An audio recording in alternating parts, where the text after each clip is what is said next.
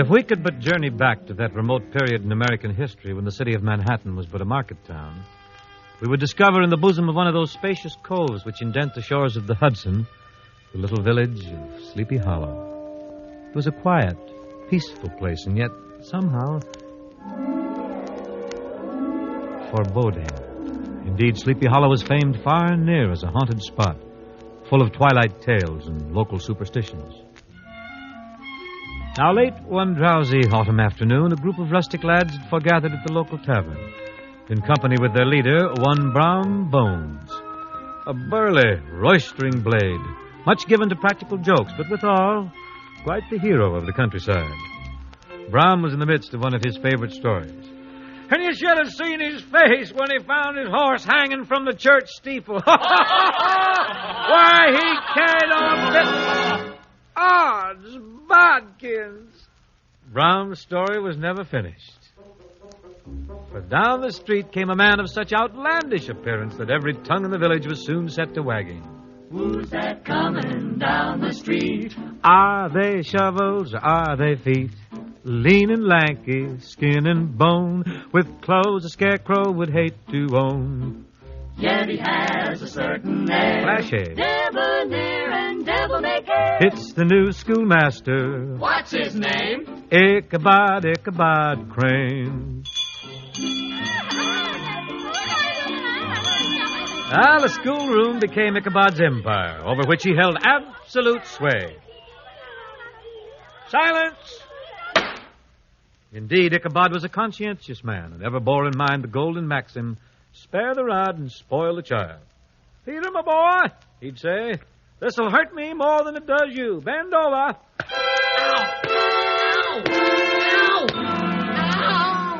Now, the pedagogue is generally considered a man of some importance in female circles. Ichabod was no exception. Indeed, he soon proved himself a man of many talents, and among other things, became the singing master in the village. Ladies, please, the pear-shaped tones I want, the mask project. Let me hear it, observe, regardez. Me.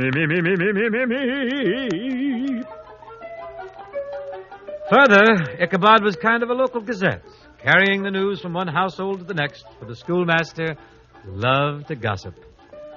Now, I wouldn't want this to go any further, ladies, but I happen to know the very idea. She didn't. Oh, yes, she did. And what's more, it has come to my attention that on what... Oh, yes. When it came to the weaker sex, there could be no doubt of it.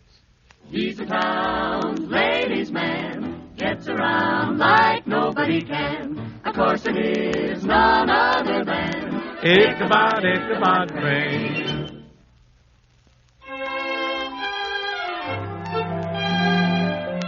Now, Ichabod, being a man of letters, had a book, which he had read quite through, a treatise on New England witchcraft. A subject, by the way, upon which the schoolmaster considered himself quite an authority.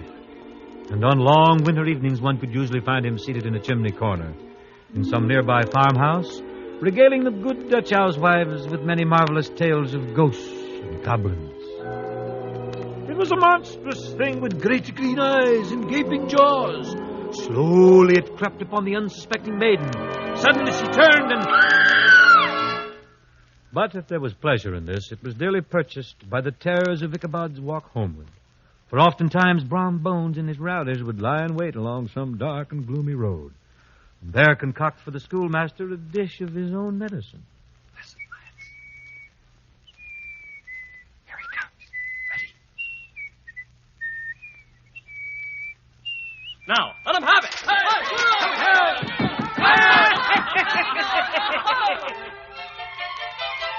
Yet, these were but terrors of the night. Ichabod would have passed a pleasant enough life of it had his path not been crossed by a being that causes more perplexity than ghosts and goblins. And that was a woman. Katrina Van Tassel, daughter and only child of old Baltus Van Tassel, the richest farmer in the county. She was a blooming lass, ripe, melting, rosy-cheeked, but a bit of a coquette. For Katrina will kiss and run, to her a romance is fun, with always another one to start. And yet when you've met that little coquette, Katrina, you've lost your heart. Yes, one glance at this tempting morsel was quite enough to fill Ichabod's mind with many sugared thoughts and hopeful dreams. Katrina, who can resist your grace, your charm? And who can resist your father's farm? Oh, what a layout. And though the schoolmaster was well aware he faced a formidable rival in the person of Brom Bones himself, still he was determined to win the fair Katrina for his own. Thus, when an invitation arrived to attend a Halloween frolic at the Van Tassel farm, Ichabod was in a transport of joy. Oh, Icky, you sly old dog. What is this power you have over women? Well, tonight's the night, boy. Just turn on the old charm and the fair Katrina and the farm are yours for the asking. And so nobly attired in his only suit of rusty black and mounted upon a borrowed steed, the schoolmaster set forth to win the hand of his lady fair.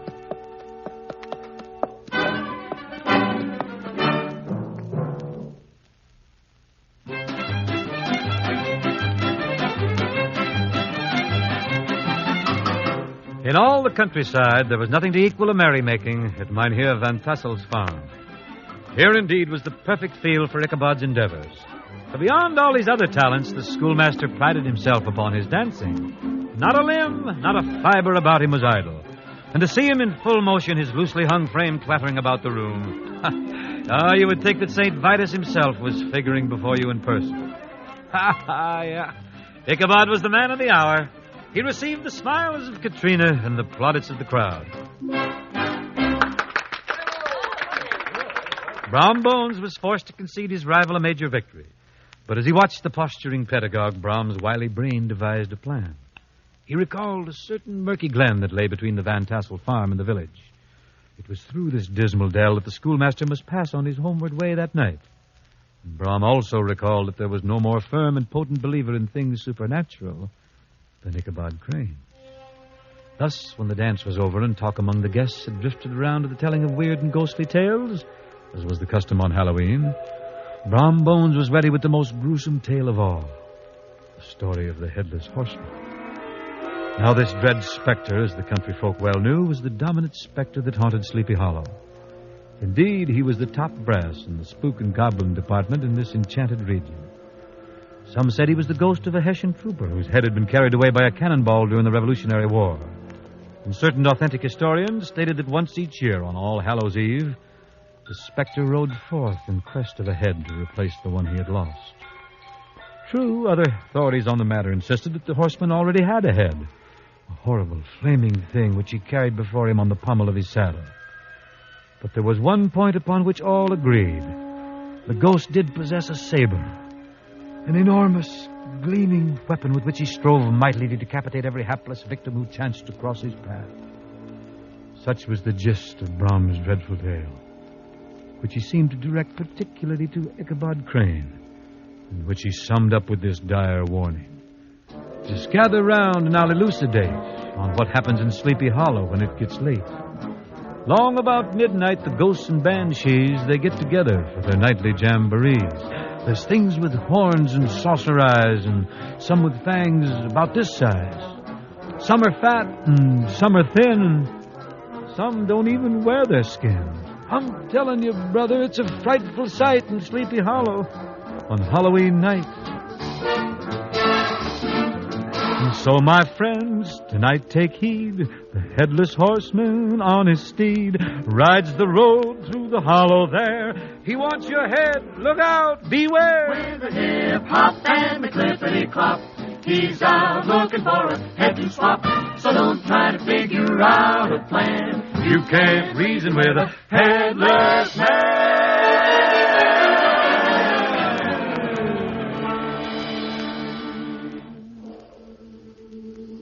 It was the very witching hour of night when Ichabod, astride his sorry nag, entered the portals of the dreadful hollow. To keep up his flagging courage, the pedagogue began to whistle. When suddenly, there loomed up in the road before him a huge, misshapen, towering thing. Ichabod's hair rose in terror. His teeth chattered. His knees smote against the saddle.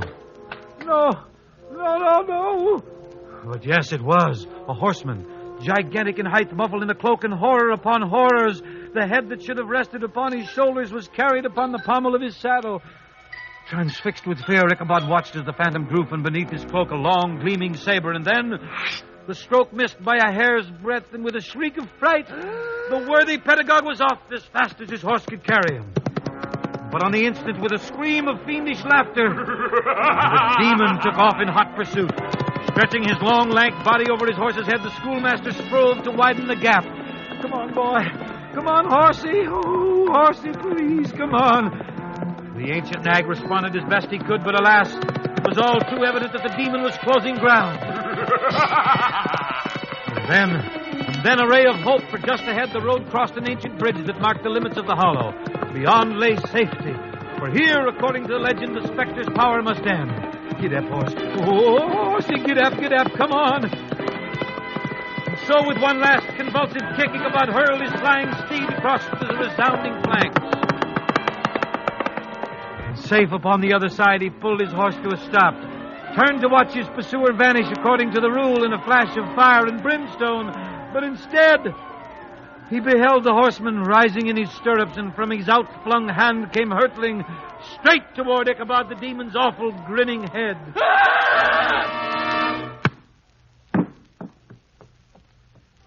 Next morning the schoolmaster was nowhere to be found. There was only his hat lying in the dust by the old bridge, and close beside it a shattered pumpkin.